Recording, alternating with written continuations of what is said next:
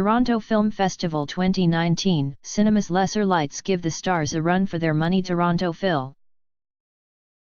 We use cookies to improve your experience on our site and to show you personalized advertising. To find out more, read our end. Elsewhere in the festival, another pair of film-making brothers, Josh and Benny Safdie, followed up their grungy Robert Pattinson starring thriller with another nerve-shredding assault of a movie. Audacious, it's a remarkable performance from Sandler, all sweat and bluster, with a desperate veneered grin. Much of the awards, teen girls were also well served by Cokie Jadroic's How to Build a Girl, with Beanie Feldstein as an awkward Wolverhampton schoolgirl who reinvents herself as the Wicked Witch of rock criticism, the scourge of mediocre bloke rockers. The joyously boisterous. Another highlight was Marielle Heller's follow-up to Can You Ever Forgive Me?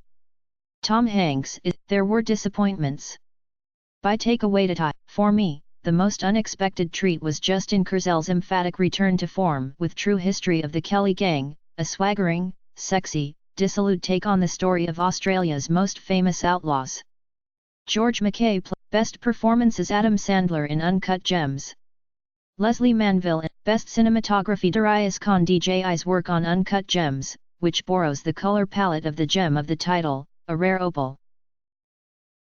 Best costumes True History of the Kelly Gang.